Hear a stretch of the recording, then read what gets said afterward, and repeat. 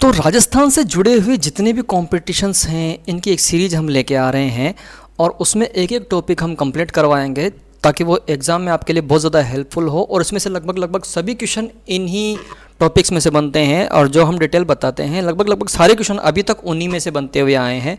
और अभी तक जितने एग्ज़ाम ओरिएंटेड क्वेश्चंस आए हैं उन्हीं को टारगेट करके हमने ये वीडियो बनाने शुरू किए हैं। तो अधिक से अधिक लोगों को शेयर करें, उनको सब्सक्राइब करने से बोले ताकि जो ये वीडियो हम बना रहे हैं वो आपके लिए हेल्पफुल हो सके। तो आज हम जानेंगे सर्वाधिक दुर्ग निर्माता कुंभा, जिसने मेवाड़ के सबसे ज़्यादा दुर्गों का निर्माण किया था। इसमें परीक्षा उपयोगी पूरी सामग्री है लगभग और लगभग सभी दुर्ग हमने टारगेट किए हैं जो मुख्य है। छोटे मोटे दुर्गों को हमने छोड़ दिया है, पर जो एग्ज़ाम में आने वाले सारे दुर्ग हैं वो हमने टारगेट किए हैं। तो लेट्स स्टार्ट करते हैं। सबसे पहले बात करते हैं कि पौराणिक व्याख्यानों की बात करें तो वहाँ से हमें कई प्रमाण प्राप्त होते हैं, बहियों से और शिलालेखों से, इनसे। तो इनसे हमें पता चलता है कि सबसे ज़्यादा जो दुर्ग बनाए थे ना वो किसने बनाए थे? महाराणा कुंभा ने बनाए थे मेवाड़ में। किसने बनाए थे? महाराणा कुंभा ने। एक उदाहरण ले तो कविराज श्यामल दास की वीर विनोद है। वीर विनोद में उसने कहा है कविराज श्यामल दास ने कि 84 दुर्ग हैं मेवाड़ में, जिनमें से 32 दुर्ग किसने बनाए हैं? 32 दुर्ग केवल अकेले कुंभा ने बनाए हैं। कितने दुर्ग बनाए हैं? 32 दुर्ग बनाए।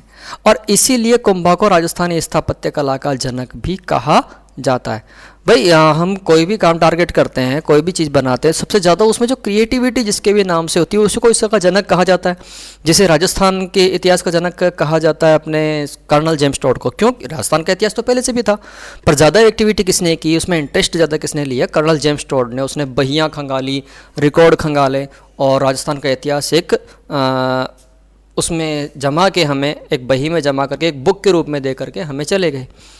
तो इसलिए उनको राजस्थान के इतिहास का जनक कहा जाता है। ठीक है। तो स्थापत्य कला में सबसे ज़्यादा किसने किया था? कुंभा ने किया था। तो मेवाड़ की स्थापत्य कला का जनक या राजस्थान की स्थापत्य कला का जनक भी कुंभा ही कहलाएगा। ठीक है। कभी कभी सर हम सोचते हैं कि यार ऐसा क्यों होता है, वैसा क्यों होता है। भाई जो सब कुछ होता है वो फिक्स टारगेट किया हुआ होता है, आप उसमें कुछ भी परिवर्तन नहीं कर सकते। ठीक है।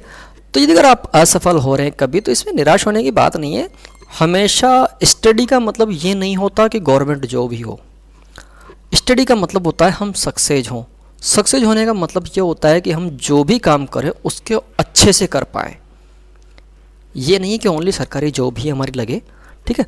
अब इसमें बात करते हैं, पहला होता है कुंभलगढ़ दुर्ग। कई लोग क्या होते हैं यार, हताश हो जाते हैं और हताश होकर के ये कहते हैं यार अब हम क्या करेंगे, हम तो मर जाएंगे। ऐसा कुछ नहीं है। ठीक है। सबसे पहले बात करते हैं कुंभलगढ़ दुर्ग की। तो इसके बहुत सारे नाम हैं। इसमें जैसे मुख्य नाम है कुंभल मेरू भी कहा जाता है, इसे कमल पीर भी कहा जा सकता है, इसके मछेंद्र भी कहा जाता है, मछेंद्र दुर्ग भी कहा जाता है। निर्माण इसका 1443 से 1456 ईस्वी के बीच में हुआ था। और अरावली की कौन सी पहाड़ी पर है? जरगा पहाड़ी पर। देखो ये इस टाइप के क्वेश्चन कई बार आ चुके हैं। चित्तौड़गढ़ दुर्ग कौन सी पहाड़ी बना हुआ है? जैसलमेर दुर्ग कौन सी पहाड़ी बना हुआ है? कुंभलगढ़ दुर्ग कौन सी पहाड़ी बना हुआ है? ऐसे क्वेश्चन पूछे जाते हैं। तो ये एक मोस्ट इंपॉर्टेंट क्वेश्चन हो गया, कौन सी पहाड़ी पर बना हुआ है? ये बना हुआ है जरगा पहाड़ी पर। जरगा पहाड़ी किसकी है? अरावली की श्रृंखला की एक पहाड़ी है छोटी सी। इसका परकोटा लगभग कितना है? 36 किलोमीटर लंबा है, लगभग 36 किलोमीटर लंबा है। ये एक अंतर्राष्ट्रीय रिकॉर्ड भी है। देखो सबसे बड़ी दीवार है चाइना की, उसके बाद में दुर्गों में सबसे बड़ी दीवार है कौन सी? कुंभलगढ़ दुर्ग की। कर्नल जेम्स टॉड ने इसे एस्ट्रकॉन की उपमा दी है। क्या कहा है इसे? एस्ट्रकॉन बोला है कि ये एस्ट्रकॉन है। ठीक है। अबुल फजल ने इस दुर्ग में अपनी बहियों में, अपने डायरियों में इतना तक लिख दिया कि यह दुर्ग इतनी बुलंदी पर है कि नीचे से देखने पर इंसान की पगड़ी गिर सकती है। ठीक है। इस दुर्ग की मैं प्रमुख घटनाएं बताता हूँ। तो पन्नाधाय ने बनवीर से जब महाराणा उदय सिंह को बचाया था, तो महाराणा उदय सिंह को बचा करके भी वो कहाँ लेके आई थी? वो लेके आई थी कुंभलगढ़ दुर्ग में। इसी दुर्ग में महाराणा उदय सिंह का राज तिलक भी हुआ था, क्योंकि जब राजपूती सरदारों को पता पड़ा, मेवाड़ी सरदारों को पता पड़ा कि यार बनवीर ने हत्या कर दी है अपने पिता की और उदय सिंह ही उनका असली राजा है, जब प्रूव हो गया था बारी नाई के बयान से प्रूव हो गया था कि उदय सिंह ही असली राजा है, असली राजकुमार है, तो फिर वहाँ उनका राज तिलक हुआ।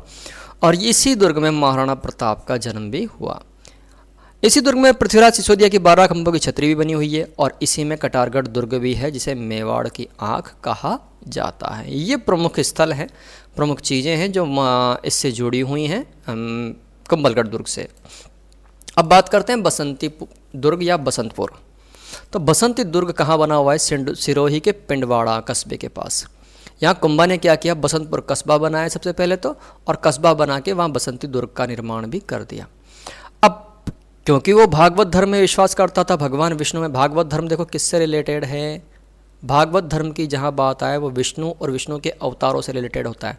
तो भागवत धर्म में उसकी आस्था थी, तो इस आस्था की वजह से उसने 7 जलाशय बनाए और उन्हें भगवान विष्णु को समर्पित कर दिया। अब इसकी जानकारी हमें कहाँ से लगी भाई? वहाँ जो शिलालेख लगे हुए हैं ना, उनसे हमें इस बात की जानकारी मिलती है। अब बात करते हैं अचलगढ़ या अबूर्द दुर्ग की। अचलगढ़ सिराही में है। अचलगढ़ कहाँ पे? सिरोही में है।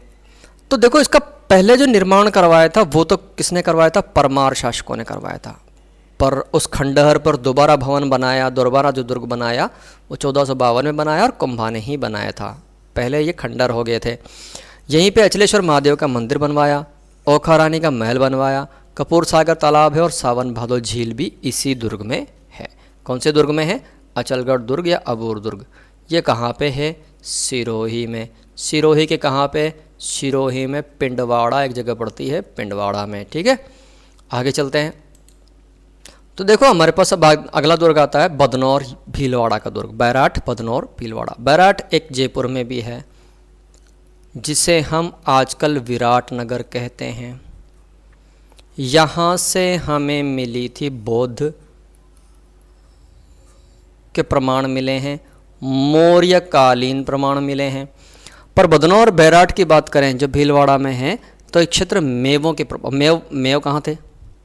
मेव थे भीलवाड़ा के आसपास के क्षेत्रों में, बदनौर बैराठ के आसपास के क्षेत्रों में।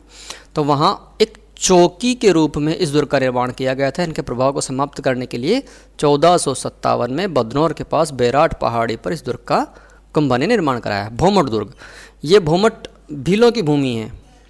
तो भीलों की भूमि पर भी जो नियंत्रण करना था, तो नियंत्रण करने के लिए ये भी एक चौकी दुर्ग के रूप में था। इसका निर्माण भी कुंभा ने करवाया था। ये एक चौकी थी, अस्थायी चौकी जिसे बोलते हैं। ठीक है, अब इसने विजय स्तंभ, जिसके हम पहले बात कर चुके थे लास्ट वीडियो में, 1440 से 1448 के बीच में इसने इसको बनवाया था। ये किसके लिए था? मालवा की विजय, मालवा का युद्ध हुआ था तो उसमें इसकी विजय हुई थी। तो उस चक्कर में, उसके उपलक्ष्य में इसको बनवाया था। ये भगवान विष्णु को इन्होंने समर्पित किया। अब डॉक्टर उपेंद्र नाथ ने इसको विष्णु ध्वज कहा। डॉक्टर गर्टज ने इसको भारतीय मूर्तिकला का विश्वकोश कह दिया। अन्य नामों की बात करें तो इसे मूर्तियों का अजायब घर भी कहा जाता है, विक्टोरिया टावर भी कहा जाता है। इस पर 15 अगस्त 1949 को 1 रुपये का डाक टिकट भी जारी हो चुका है। ठीक है, यह राजस्थान का पुलिस का प्रतीक चिन्ह भी है। कौन सा? विक्टोरिया टावर या विजय स्तंभ। कर्नल जेम्स टॉड ने इसको क्या कहा कि कुतुब मीनार से बेहतर इमारत है। कुतुब मीनार इसके आगे कहीं नहीं लगती। फर्ग्यूसन ने इसकी तुलना रोम के टार्जन से कर दी। ये वापस टूट गया था बिजली गिरने से। बिजली गिरने से इसकी ऊपरी 2 इमारतें टूट गई थी, ऊपरी 2 मंजिल टूट गई थी। तो दोनों मंजिलों का निर्माण किसने करवाया था? वापस महाराणा स्वरूप सिंह ने करवाया था। इसी के साथ जो कुंभा द्वारा बनाए गए मुख्य दुर्ग थे और मुख्य इमारतें थी जो परीक्षा में उपयोगी हैं, वो वीडियो समाप्त हो चुका है। नेक्स्ट वीडियो में बात करेंगे कुंभा के टाइम पे लिखने वाले साहित्य और कौन कौन साहित्यकार थे, इस बारे में बात करेंगे। तो